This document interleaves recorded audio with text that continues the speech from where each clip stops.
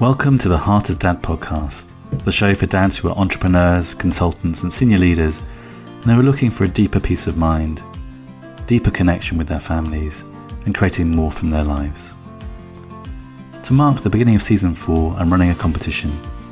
For anybody who rates and reviews the podcast at Apple Podcasts, I'll be entering you into a free prize draw with a prize of 3 free coaching sessions with me.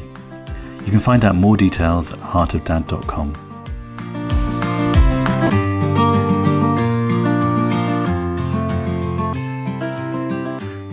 This week on Heart of Dad, I'm interviewing Joel Hawbaker.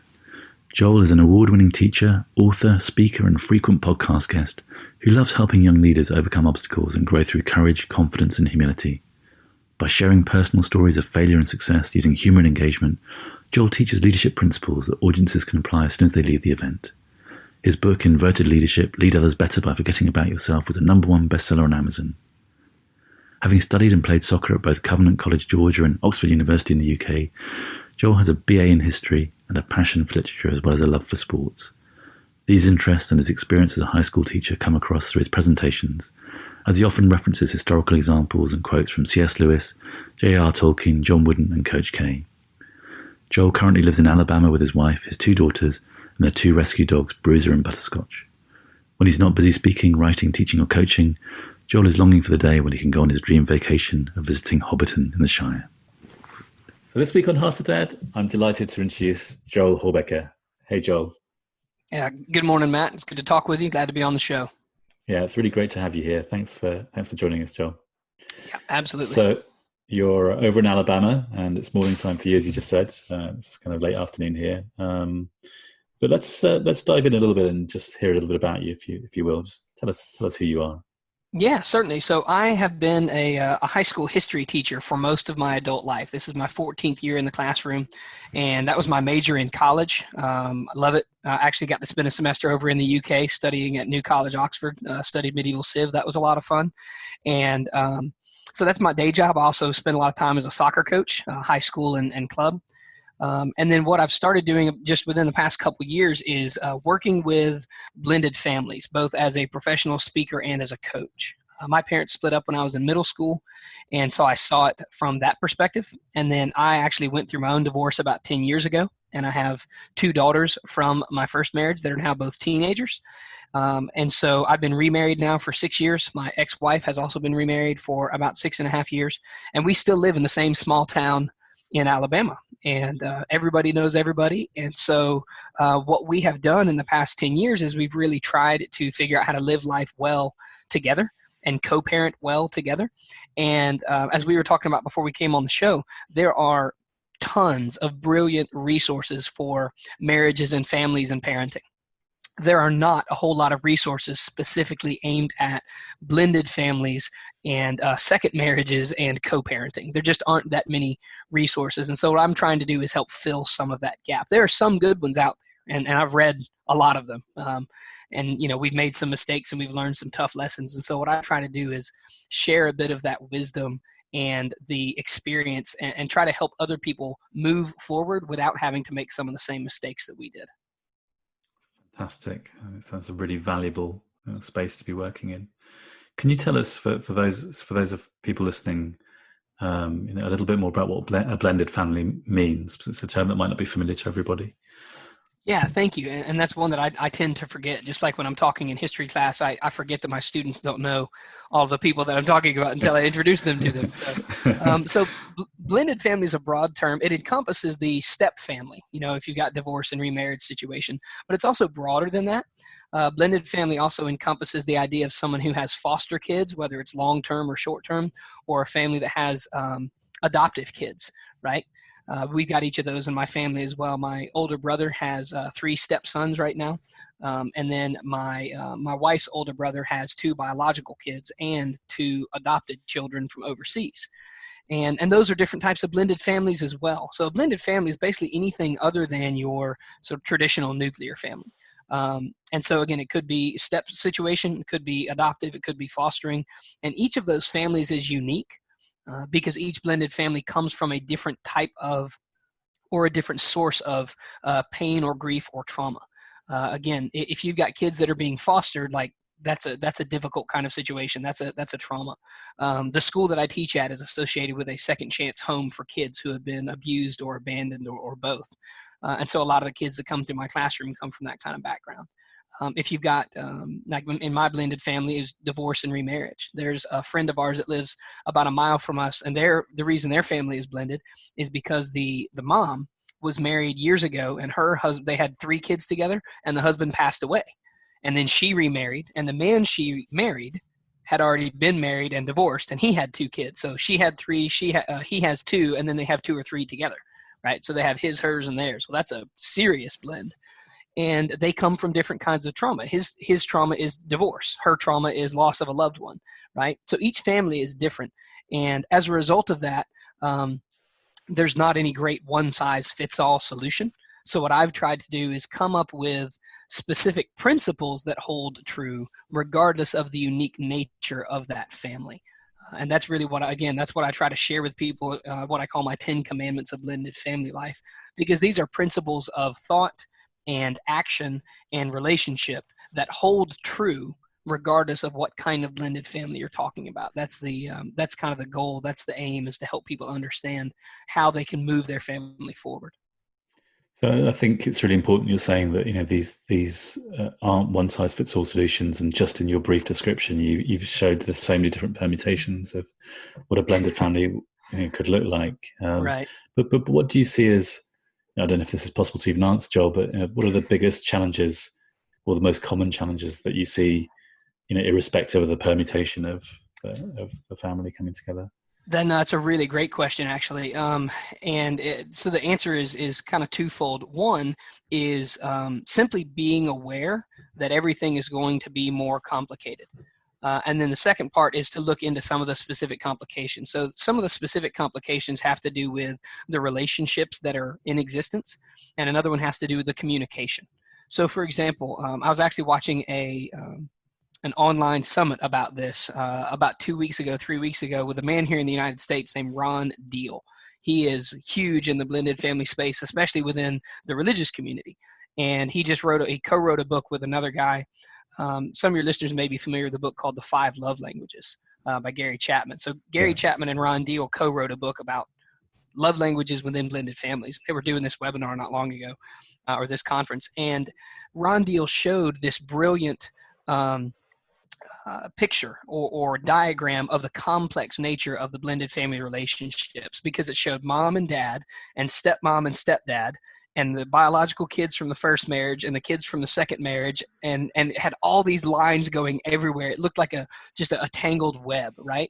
And he said, and the thing is, this is just within the immediate families. This is not even counting grandparents from both sides, or in-laws, or aunts, or uncles, or cousins, or friends, and so he's looking at this diagram, and he says, so if the dad says something to the stepmom that could be interpreted as negative about the biological mom, that's not just going to affect the stepmom or the biological mom. That's going to affect the kids. It's going to affect the stepkids. It's definitely going to affect the biological mom when it gets back to her. And it may not get back to her in its original form, because we've all played the game telephone as kids, right?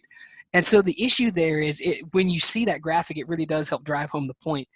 Communication is one of the single biggest problems within blended families, especially in the digital age. I imagine that all of your listeners are familiar with receiving a text message and reading it and being very hurt or angered by it, only to find out later that they had misinterpreted the tone of the text message or the email, right? Because in the digital age, that's a lot of the way that we communicate. And the problem with that is, it is notoriously easy to misinterpret those sorts of things. And that's especially easy to do when you're talking about people who used to be married and now are not. And therefore, there's a history of pain. There's a history of hurt. It makes it much easier to misconstrue or misinterpret things in a way that's hurtful when it wasn't actually meant that way to begin with. Right. And so that's one of the biggest issues within blended families, is just the communication aspect of it. So again, I try to help people think about how they communicate differently. And then I try to help them learn how to communicate differently. And maybe most importantly, I try to encourage them to give the other person the benefit of the doubt. One of my favorite authors is C.S. Lewis.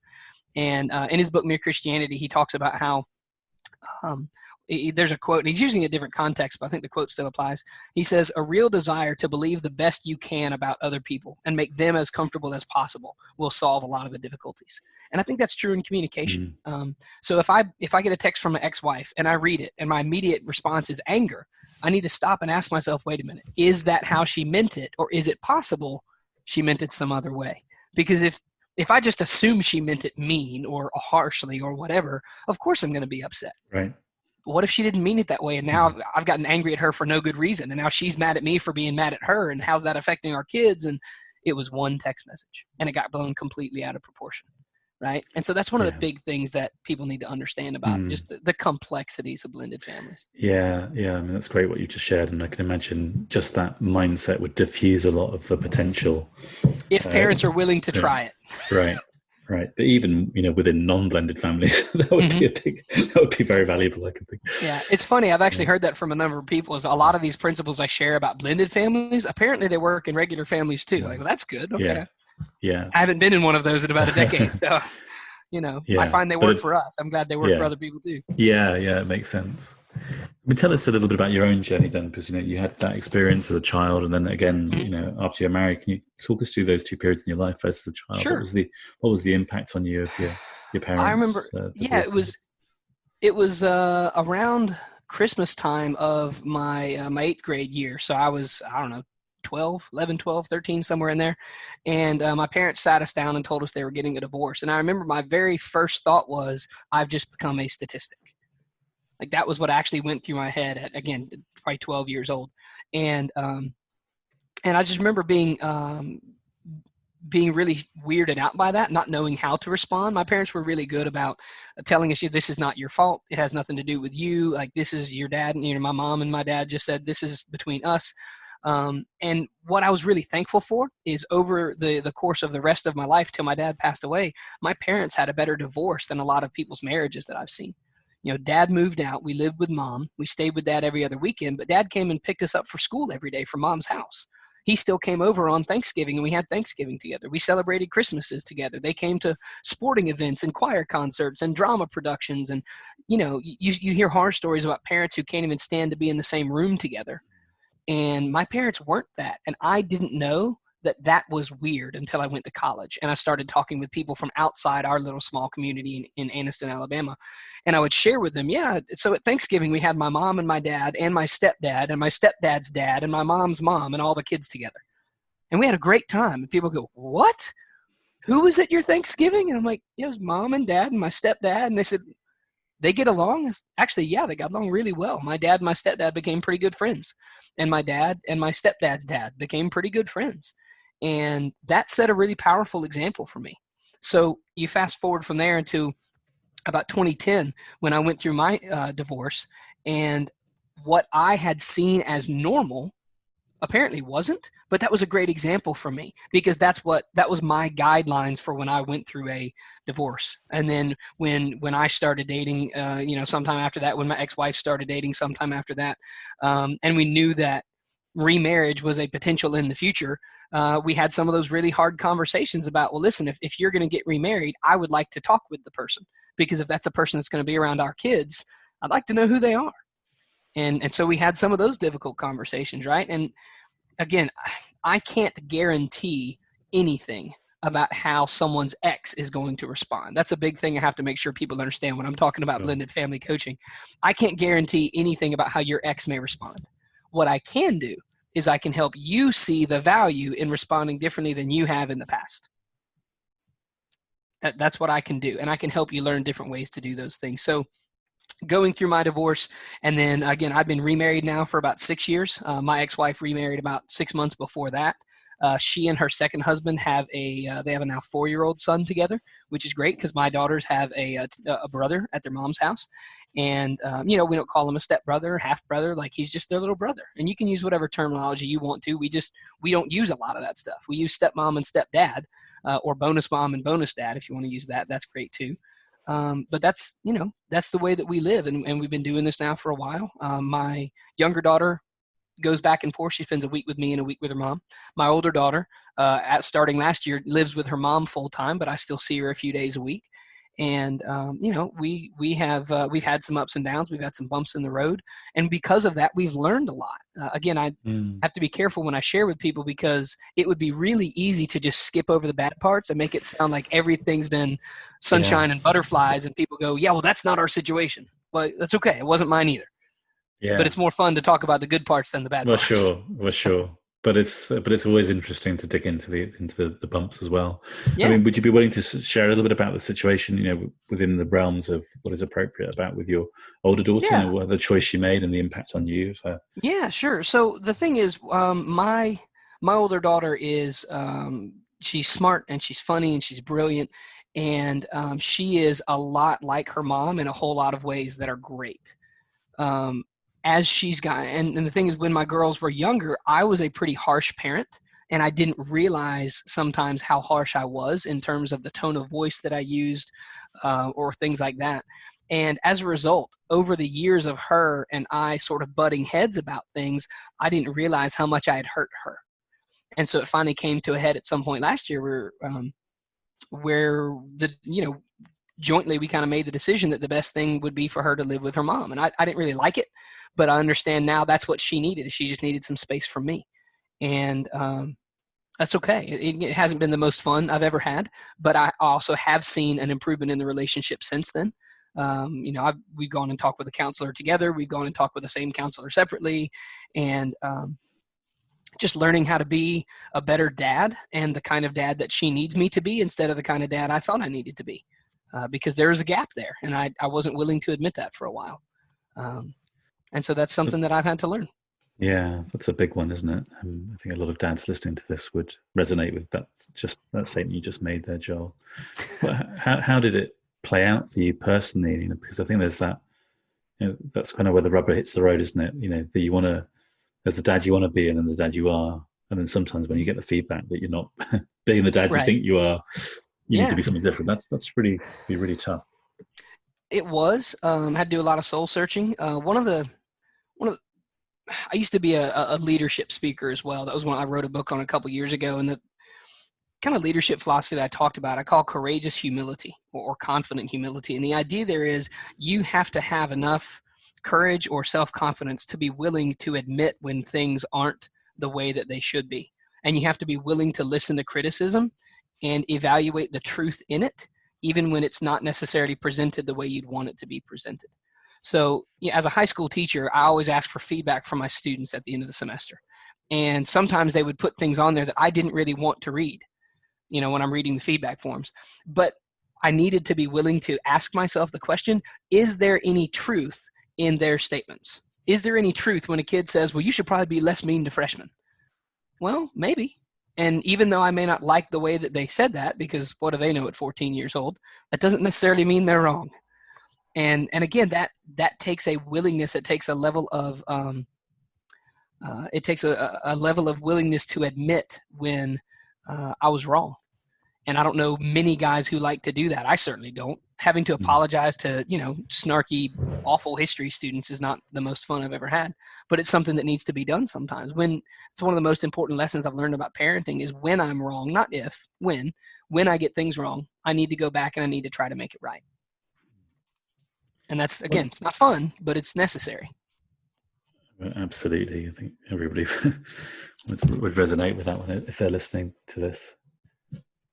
But one question that comes up for me, Joel, is I've been exploring with other dads the role of anger in their lives. And there's a knowing smile as I ask that question. I've shared it on this podcast, my own kind of struggles at times with, I think parenting has pushed me into zones of anger that I didn't know existed within me, and it's been tough at times.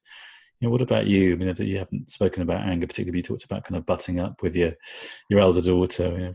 Can you give us a bit of a sense of the landscape for you around anger? Yeah, so you can't tell because I'm sitting down, and your listeners can't tell because they can't see me at all, but I am not a tall human being. I'm about 5'3.5". And so whether you want to call it a Napoleon complex or short man syndrome or whatever it may be, there's a hefty dose of that in my world. Up until about 7 years ago, I was just angry all the time. I'm sure some of your listeners are fans of Marvel, and so you've seen some of the movies with the Hulk, and there's that great line where he says, "That's the secret. I'm always angry."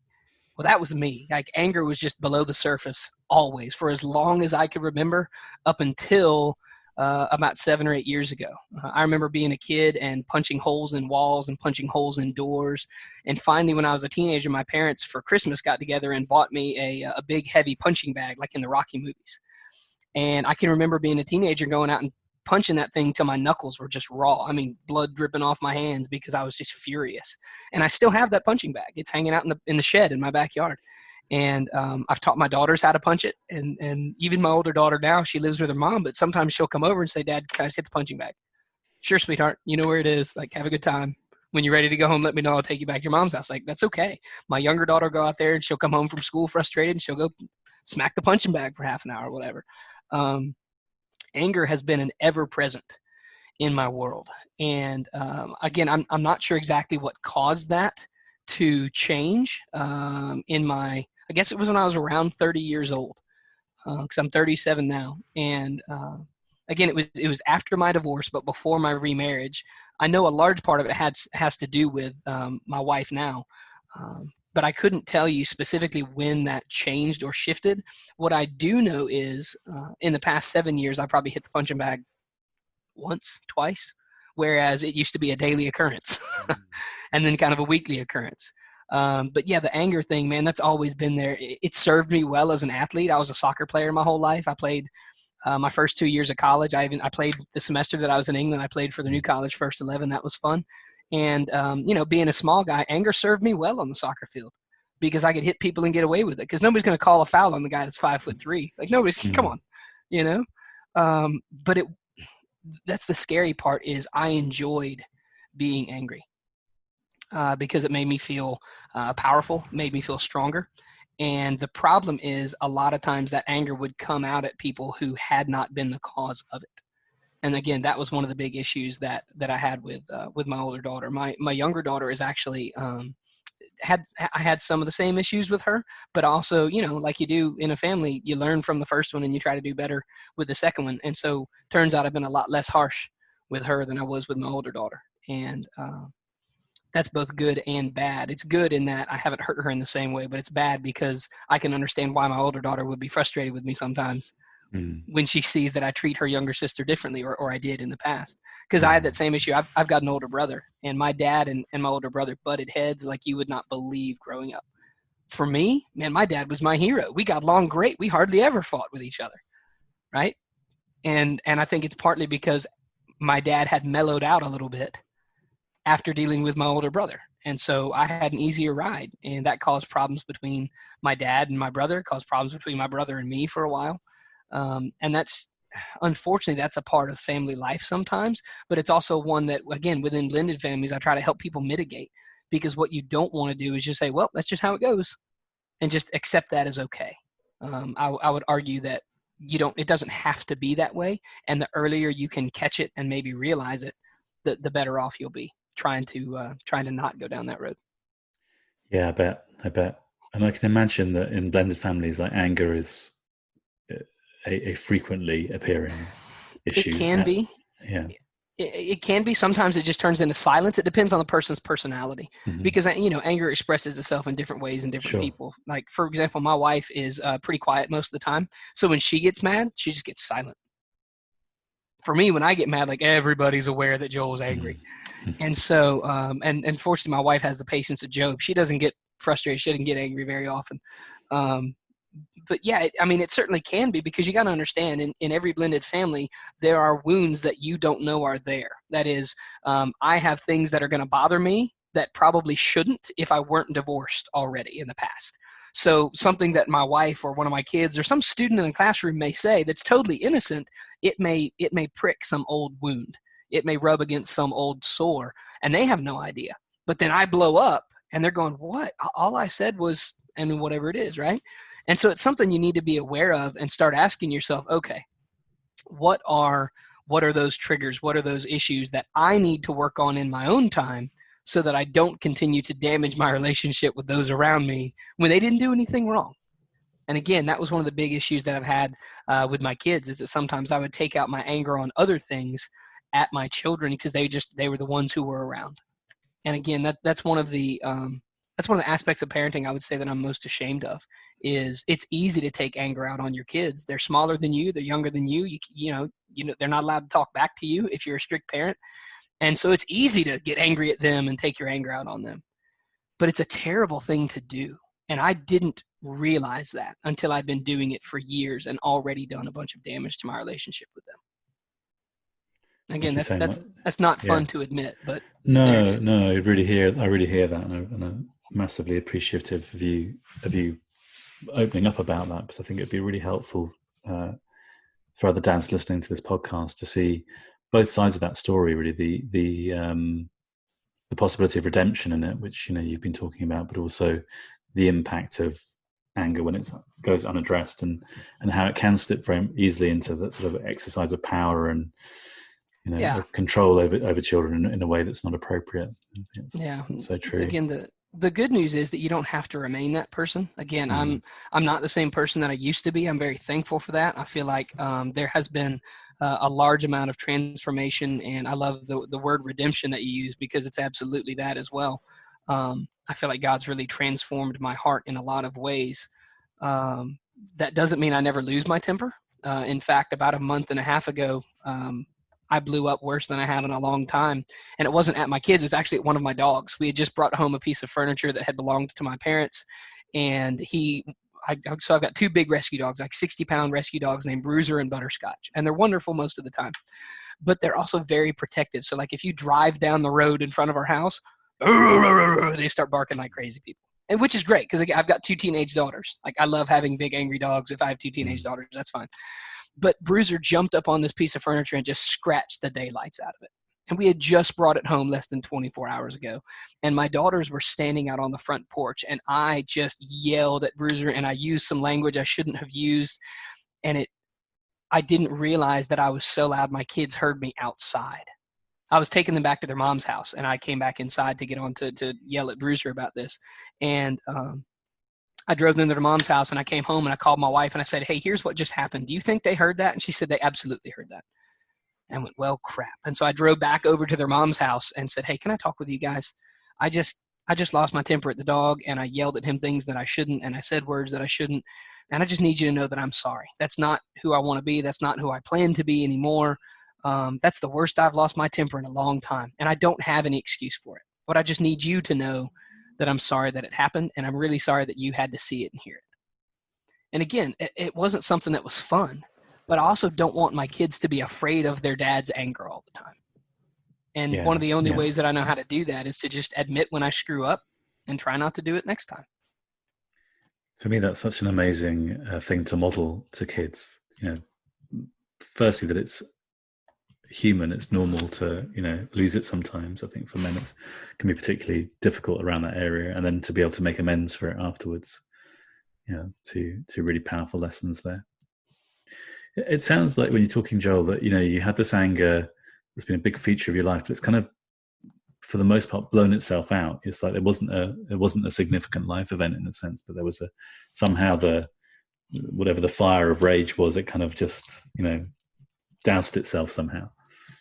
And I wish I had a better explanation for what that was. It was a gradual process. How about this? I can point to one small event that helped me start down that road. It was after my divorce, and about a year and a half before my divorce, I lost my dad to cancer. And again, I mentioned earlier, like my dad had been my hero, and so after that, the anger got much worse. In fact, that was one of the big factors that helped lead to the divorce.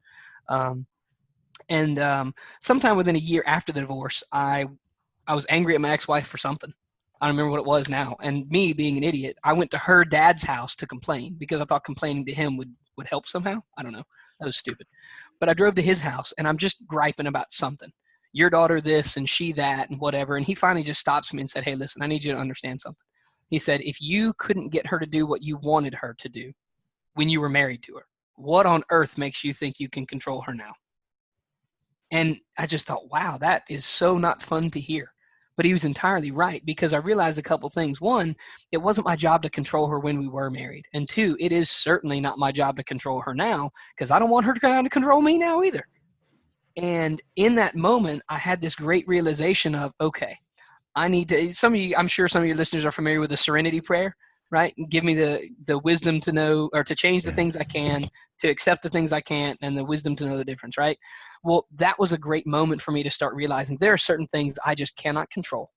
What I can do is focus on the things I can control. And one of the things I can control is my reaction to events.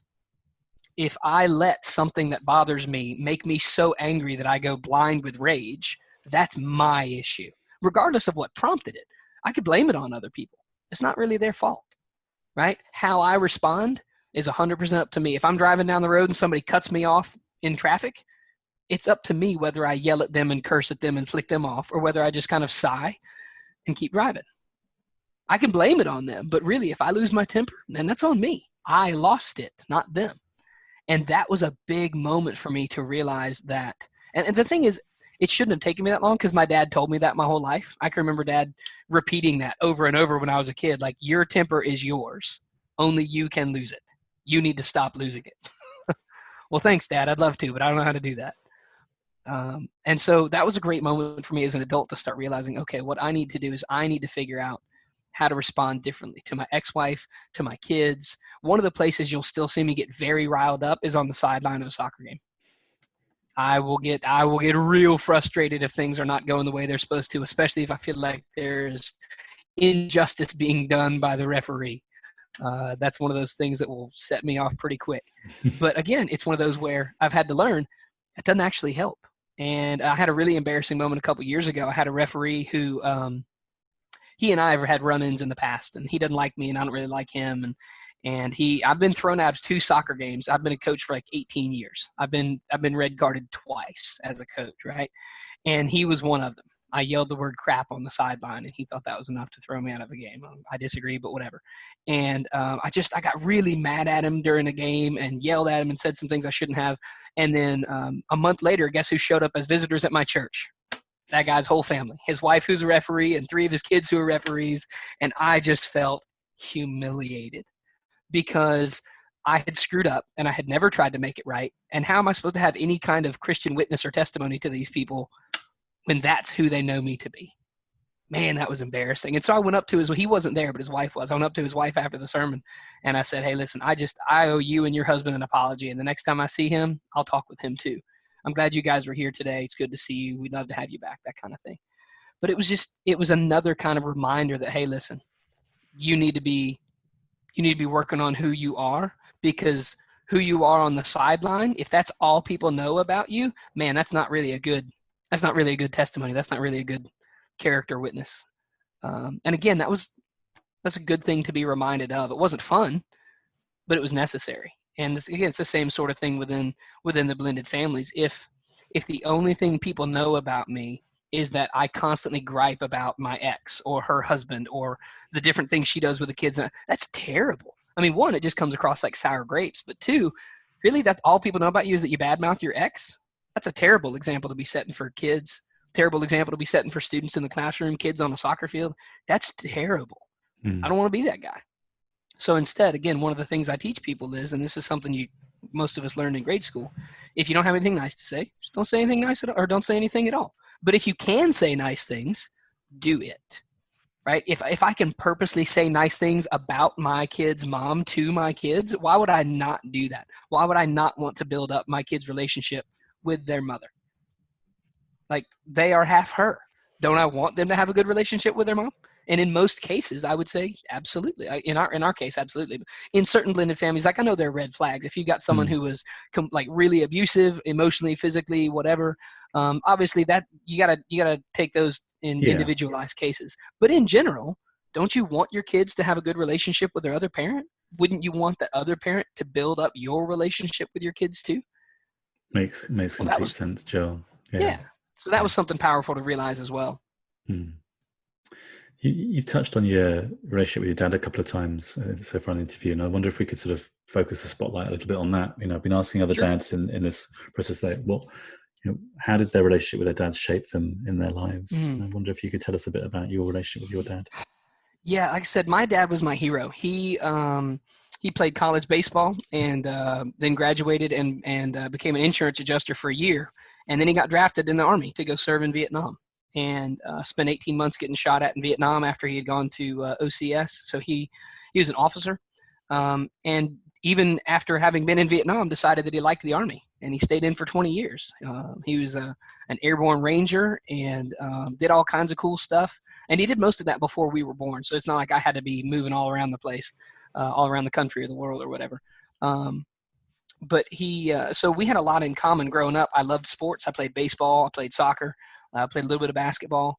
And so he and I always got along really well because we had the same kind of personality. We laughed at the same kind of jokes. We had the same kind of interests. And so for me, my relationship with Dad was always really, really good. He was strict. He and my mom both were retired military, so they were pretty strict. They didn't put up with laziness. They didn't put up with disrespect. They didn't put up with that kind of stuff. But they were also very loving. Like, I never doubted that my dad loved me. I never doubted that he cared about me. And I don't know that my older brother could say the same thing because he and my dad didn't have the same personality. They didn't have the same interests. And looking back, I can understand why my brother had a hard time with my dad, because Dad was more strict on my brother, and he didn't understand the things my brother loved. My brother was a pretty good athlete, but he was a brilliant artist. And that was not something that really fit. My dad was from a tiny farm town in Illinois. He didn't do a lot of art. And that was one of those things that was, again, it was just another thing for them to butt heads over. And then, so let me tell one story about Dad, and this will kind of drive home who he was. He loved me even in times when I didn't want him to love me that way. And here's what I mean by that. When I went to college to play soccer, I graduated early. I was only 17. So I go to college, and I'm playing at a small college, but have a really great soccer program, like top 25 in the country for their size college. And we had 32 guys on the roster, and I was probably number 31 out of 32 if the other guy was injured. I was just not as good as the rest of my teammates. I was young, I was small, I wasn't as skilled as they were. And the first week on campus was the hardest week of my life up to that point. We were doing 3-a-days in August. It was hot, and I was miserable, and I was throwing up after every practice because I thought I was in shape, and high school shape and college shape are not the same thing. And I didn't realize that till I got there. So I'm 17. I'm playing against, 18 to 22-year-old grown men. And I called home every night crying. I called and talked to my mom. Mom, this is hard. I don't like it. This is hard. I don't like it. This is hard. I don't like it. Well, about the third or fourth night, I'm calling Mom's house, right? About the third or fourth night, Dad answers the phone. Well, they've been divorced for 5 years at this point or something like that. And I'm going, what is Dad doing answering the phone? And he says, son, I love you. I said, I know. I love you too. He said, now listen, you committed to play on this soccer team, right? I said, yes, sir. And he said, you got some scholarship money to play on that soccer team, right? Yes, sir. He said, good. Then you're going to find a way to make it through this season. No matter how hard it is, no matter how miserable it is, you're going to find a way to make it through it. Understand? And I said, and he said, listen, I love you. Because the night before, my mom had said, do you want us to come get you? Right? And so now Dad is talking the next day, and he says, son, we are not going to come and get you. We love you. Click. He just hung up the phone. And I thought, you've got to be kidding me. I was angry, and I was hurt. And I just thought, what kind of parenting is that? And now looking back, it was one of the best things my dad ever did for me. Because I found a way to make it through that season, and I made it through the next season. And I was able to live out my dream of playing college soccer, which I'd wanted to do since I was 10 years old. And I almost quit because it was hard. And Dad didn't let me do that. Again, it wasn't fun. And I'm sure it probably broke his heart to have to do that. He wasn't a harsh man. It couldn't have been fun to tell your kid, I know you're miserable, suck it up. But sometimes as parents, that's what we have to do, and we try to do it lovingly. But from the time my kids were little, they've known, hey, listen, if something needs to be done, we're going to figure out a way to get it done. And if that makes you miserable, if it's hard, if it makes you sad, I'm really sorry. I love you, and we're still going to get it done. And again, I was probably harsher with that than I needed to be. But I believe it was good parenting what my dad did, because again, he didn't want to let me give up on a dream because it was hard. Right. And that's great. He had a belief in you Yeah. that he could see more than you could see in that moment. Absolutely. the risk of you giving up actually would sacrifice something that you felt very close to your heart. Yeah. Yeah, and it was tremendous. And, so I got married after my second year of college. That's when I stopped playing soccer and I started working. And my first daughter was born about a month after I got my college diploma. So my entire senior year, I'm working full-time, going to school full-time, got a pregnant wife. And then I graduated, had a kid, and we moved about 500 miles to a different state where I could start teaching and coaching history and soccer. And we'd been there for a few months and my car broke down. And my dad actually bought a car. He bought an old used car, drove it all the way to North Carolina where we lived, stayed with us for a couple of days, and then took the bus back home. And I said, Dad, why did you buy me a car? He said, because you don't have the money for one, and because I haven't been able to help you very much because you haven't needed it. Well, this is something that I could do to help you and your young family. I just thought, that's incredible, right? Like, that's the kind of guy that Dad was. He just loved people, and he liked to take care of them. And so at the end of every semester, I actually wrote an ebook about this years ago. It's called Extraordinary Leadership, 10 Things Dad Taught Me Without Saying Anything. And that started as a devotional I gave before school one day, and it kind of grew into this 50 or 60-page ebook. And it's semi-biographical, but it's really it's about stuff that I learned from my dad. And that's one of the things that's just who he was. And so at the end of every semester, I still give out that list. I give it to students. And I talked with a student the other day. They graduated 3, 4, 5 years ago, which means I taught them 7 years ago. And the student told me, he said, hey, I still have that list of things that your dad taught you that I keep in my wallet. You gave us on the last day of class 7 years ago. I thought, man, that's awesome. That just makes my heart happy. I don't care what else you remember from the class. If you have that, you're good to go. Yeah, that's beautiful. But how have things evolved with your brother since your dad's passing? When Dad got diagnosed with cancer, it was the same week my younger daughter was born. That was a roller coaster week. It was preseason for a soccer team that I was coaching. My second daughter was born. Older daughter was a toddler. And then we found out my dad had terminal cancer, all within about 7 days. When Dad got cancer, he actually moved to the city where my older brother lived, so that because they had a better cancer center, he felt like he could get better treatment there. And for the next year and a half of his life, up until he passed away, he lived basically right across the street from my older brother, and they were able to reconcile. They got along really well. He came over and had dinner with them all the time.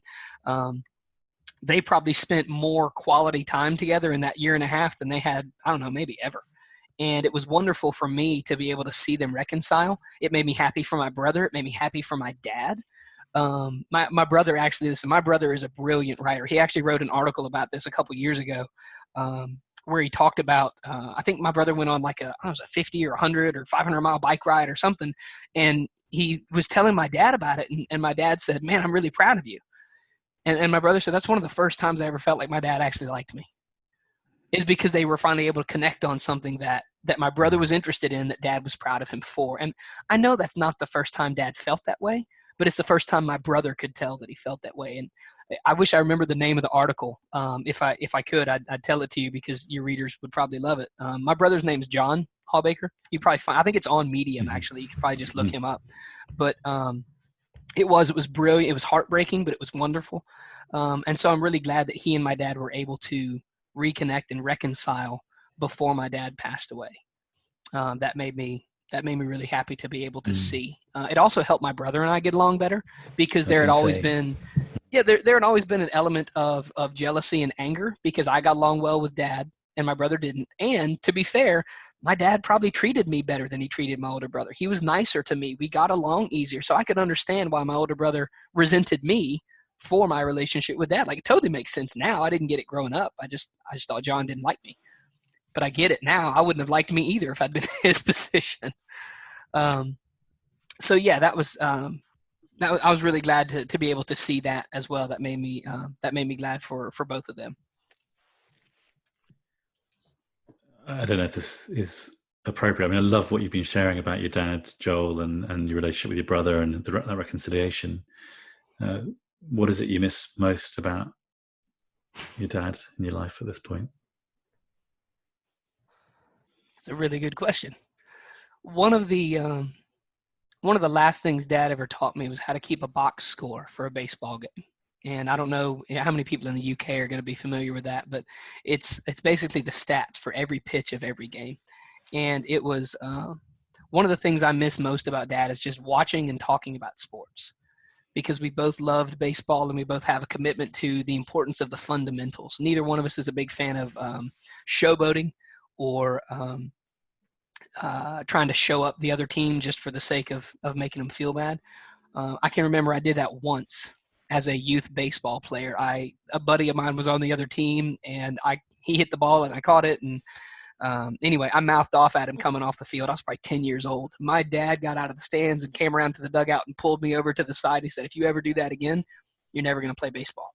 I'm never going to let you play again if you act like that on the field." Because what he was trying to teach me was, if you're going to play, you play the right way. Respect your opponent, play the best you can, but there's no reason to try to humiliate people like that. And I miss watching and talking sports with my dad. It was always fun. He came to all of my games, baseball, soccer, basketball, whatever. He even started coming to my games when I was a coach, just to come and watch me coach. That was really cool. Definitely tried to act better with my dad on the sidelines because I didn't want to hear about it afterward. I didn't want my dad to have to get on to me when I'm in my 20s. I don't want my dad coming over and yelling at me about being a terrible sport on the sideline. The other thing that I really miss was watching my dad interact with my kids. They were still pretty young when he died. But he loved his grandkids. He had 4 granddaughters before he passed away. My older brother has 2 daughters that are almost the exact same ages as mine. The older ones are within 6 months, and the younger ones are within a month of each other. And he had nicknames for all of them.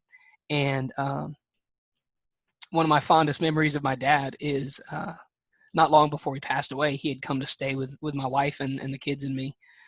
And he told me one day, he said, "You're a good dad." And that meant the world to me. And I know it wasn't perfect. And there are certainly people who would disagree with that assessment at different times in my life about whether or not I was a good dad. And that's okay.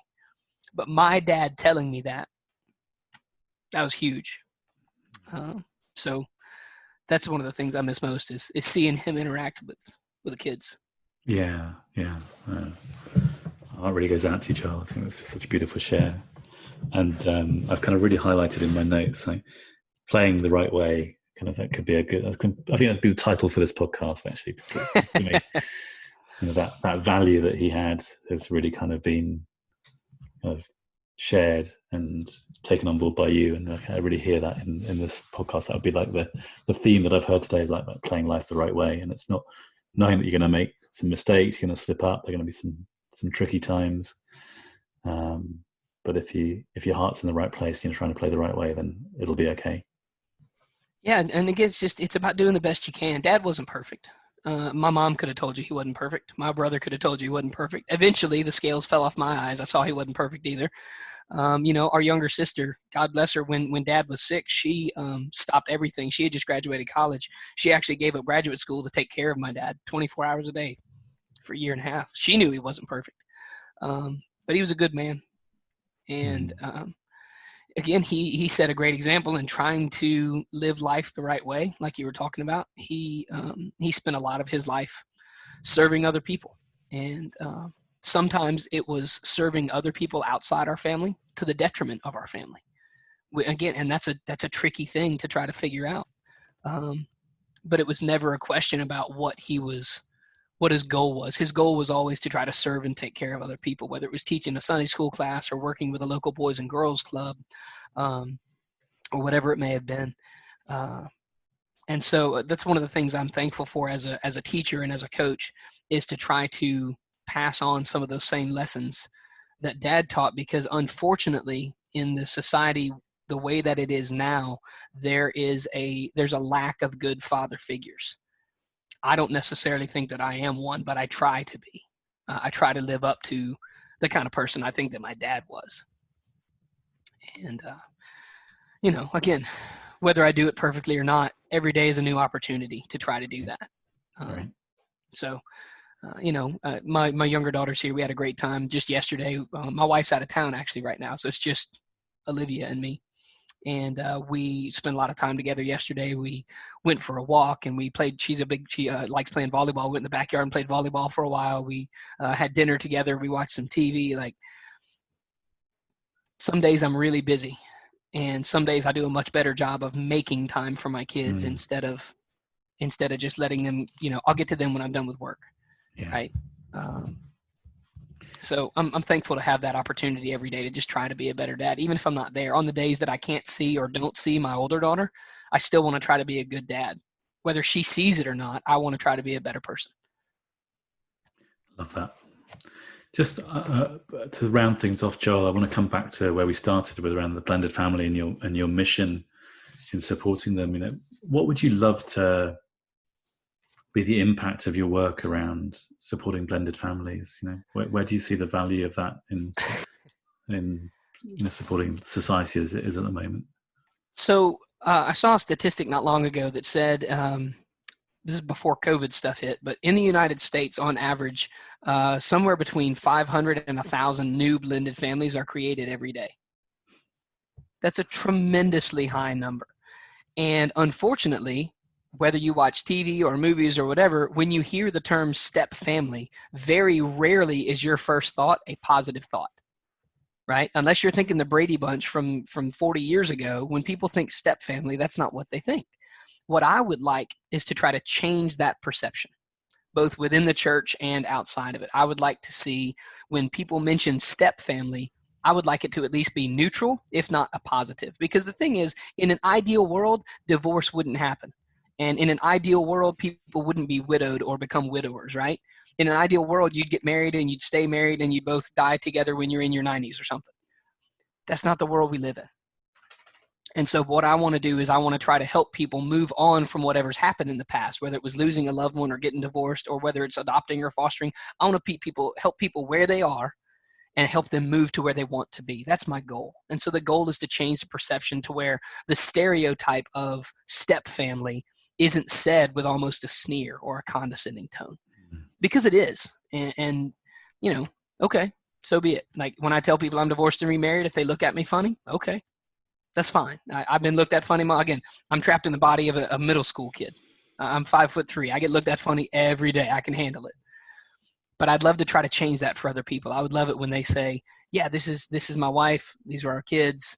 Now I'm divorced and remarried, whatever it may be. Like I want people to I want the tone of voice to be different when people talk about step families. I want it to be a positive. Beautiful. I love that sentiment.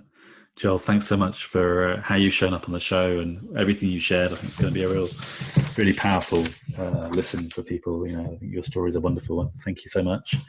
Yeah, thank you for having me on. I hope so. I try to call it like I see it, as my dad would have said. Just call balls and strikes the way you see them, and do the best you can. Thanks for having me on. I hope that it's helpful to some of your listeners out there. I hope that they're encouraged by it. Yeah, I'm sure they will be. And I'm going to put links in the show notes, but if you want to just say briefly like where people can find out more about you, or where should they go? So I'm on social media. You can find me on Twitter, Facebook, and LinkedIn under my name, Joel Hawbaker. I'm probably going to be on Instagram by the time this comes out, so you can find me there as well. I have to ask my older daughter to teach me how to do that. That'll be fun. You can also find my websites. JoelWHawbaker.com is my speaker website. RealLifeLeading.com is my leadership information. And StepDadding.com is all the blended family information. So you can find things in different places. I mentioned my book that I wrote earlier on leadership, and then the ebook about my dad. Anybody who's interested in those, if they'll email me, I'll be glad to send them a free PDF copy to any of your listeners that want that. I also have a tool for blended families called the Complete Blended Family Toolkit. It's a series of discussions and questions and the 10 commandments of blended families and all these different tools. It's 4 or 5 different things. But again, anybody who would like that, if they'll email me, I'll send them the PDF of that for free as well. Because again, my goal was never to make money off of the books or this information. My goal is just to try to help families. So if there's people who want stuff, reach out to me on social media, come by my website, send me an email, whatever. And I'll be glad to send you, whatever it is that will be most helpful to you.